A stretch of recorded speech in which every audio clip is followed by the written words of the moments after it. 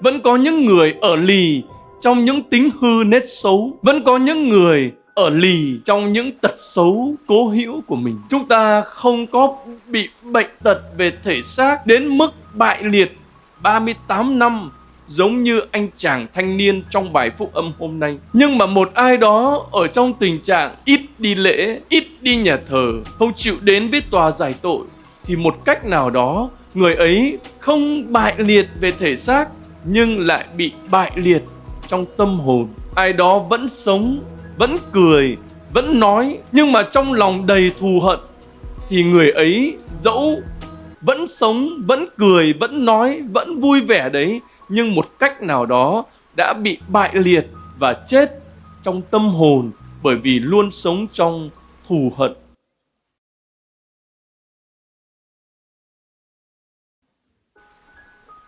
Kính thưa quý cụ, quý ông bà cùng toàn thể anh chị em, theo các nhà khảo cổ học thì ở bên hồ Beth-Zatha, nơi Jerusalem, đúng là có một hồ và trên hồ đó có 5 cửa, gọi là 5 hành lang. Và người Do Thái trước thời Chúa Giêsu cũng như đến thời Chúa Giêsu, họ đều tin rằng sẽ có một lúc nào đó bất ngờ các thiên thần sẽ được từ trời sai xuống và khuấy mặt nước hồ, làm động mặt nước hồ. Và ai là người xuống cái hồ đó lúc mà mặt nước ấy được động, được khuấy lên thì sẽ được khỏi bệnh. Và quả thực là cũng có những người đau ốm, què quặt, đuôi mù đến đó để mong sao nằm chờ, nằm trực ở đó. Chỉ tính đến lúc nào mặt nước động, tức là họ tin rằng các thiên thần được Thiên Chúa từ trời sai xuống và khuấy động mặt nước hồ Beth-Zatha. Lúc đó họ sẽ lăn xuống hồ đấy, và như thế họ sẽ được khỏi bệnh. Bài phúc âm mà chúng ta vừa nghe kể về một cái anh này bệnh bại liệt, nằm bất toại. Không phải 1 năm, 2 năm, 5 năm, 10 năm, mà anh ta đã nằm trong tình trạng ấy 38 năm. 38 năm, hết năm này đến năm khác, anh đều mong có một ai đó giúp anh, đưa anh đến cái mặt nước hồ ấy để anh có thể được chữa khỏi. Anh chờ mãi, nhưng anh này không bao giờ thất vọng. Đó là một điều đặc biệt. Nếu như giả sử chúng ta chờ 1 năm, 2 năm, hoặc chúng ta đi khám bệnh ông bác sĩ nào, dù giỏi đến mấy đi chăng nữa, mà họ bảo 1 năm nữa tôi chữa cho anh, 2 năm nữa tôi chữa cho anh, rồi họ chẳng chữa gì cả, 5 năm nữa tôi chữa cho anh, chắc chúng ta sẽ bỏ ông bác sĩ đó và không chữa. Người ấy là chính Chúa Giêsu.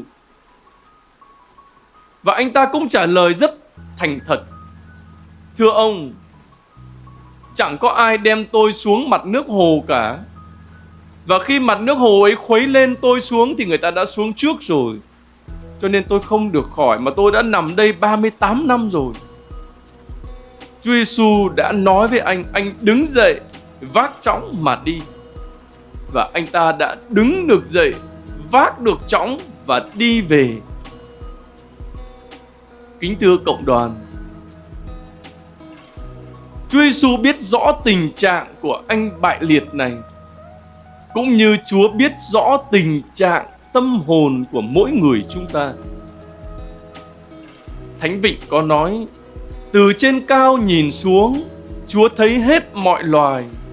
Từ thiên cung Chúa ngự, Chúa dõi theo người thế. Lòng mỗi người chính Chúa dựng nên, việc họ làm Chúa thông suốt cả. Vua thắng trận đâu phải bởi hùng binh, tráng sĩ thoát nguy đâu nhờ dũng lực. Hão huyền thay, mong thắng nhờ chiến mã, nó mạnh đến đâu cũng không địch nổi Thiên Chúa. Chính Chúa là đấng dựng nên tâm hồn mỗi người chúng ta. Chúa biết rõ tình trạng của anh bại liệt kia nằm đó 38 năm, thì cũng tương tự Chúa biết rõ tình trạng tâm hồn tốt lành hay tội lỗi, tốt hay xấu. Những việc làm của mỗi người chúng ta, Chúa đều biết tỏ tường. Bởi vì chính Chúa dựng nên tâm hồn mỗi người chúng ta, và Ngài lại là Thiên Chúa, và từ trên cao nhìn xuống, Chúa thấy hết.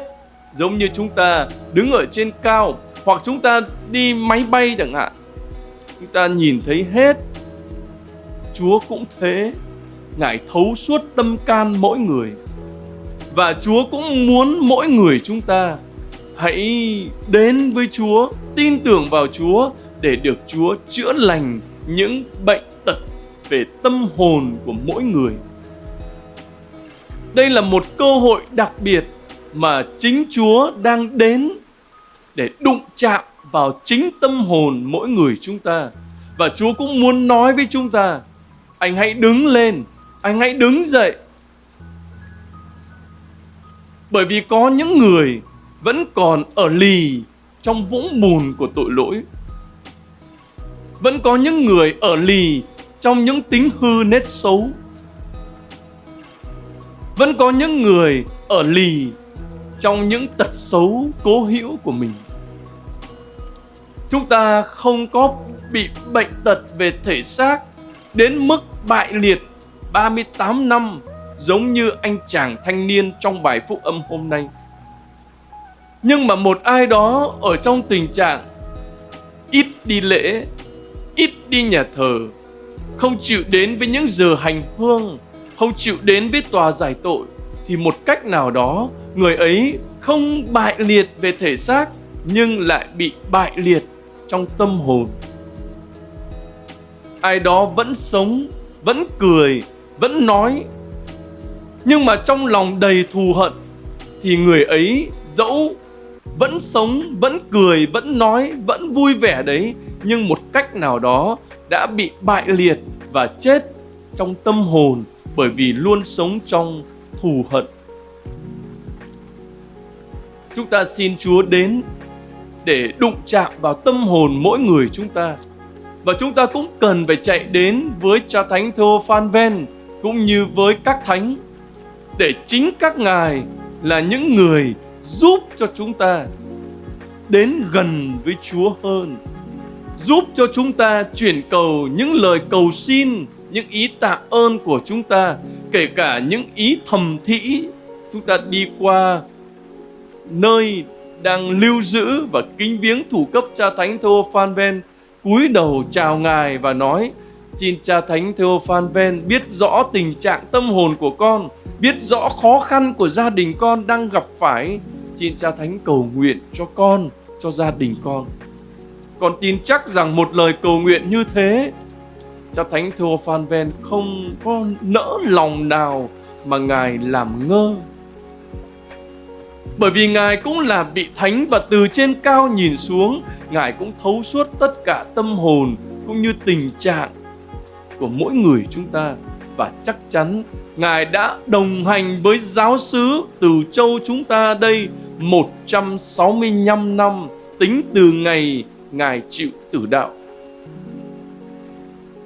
Thủ cấp của ngài được mang về đây, được lưu giữ tại đây, có thể nói được cất giữ được tại đây, và bây giờ được kính viếng tại giáo xứ Từ Châu chúng ta. Chúng ta phải cảm thấy hạnh phúc vì điều đó. Chúng ta phải cảm thấy tự hào vì điều đó. Và chúng ta cũng phải cảm thấy được yên ủi vì điều đó, vì Cha Thánh Theophan ở cùng với chúng ta. Không còn phải là xa vời, nhưng rất gần với chúng ta. Chỉ cần một vài bước là chúng ta đã có thể nhìn thấy thủ cấp của ngài. Dù ngài đã là thánh, nhưng thánh tích của ngài vẫn được gửi trọn tại giáo xứ Từ Châu chúng ta. Xin Chúa ban ơn cho tất cả mỗi người chúng ta.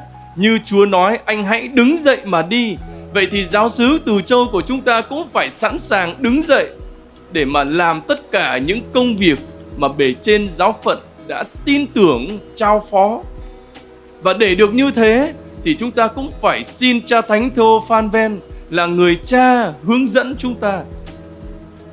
Và đồng thời mọi người trong giáo xứ phải hiệp nhất, yêu thương để mà cộng tác chặt chẽ với nhau.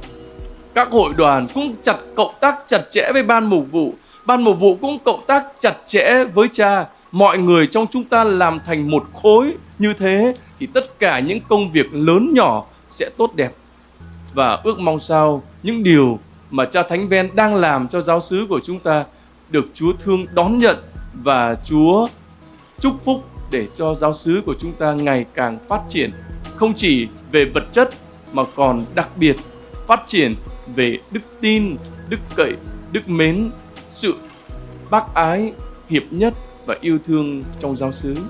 Xin Chúa chúc lành cho chúng ta nhờ lời chuyển cầu của cha Thánh Theophan.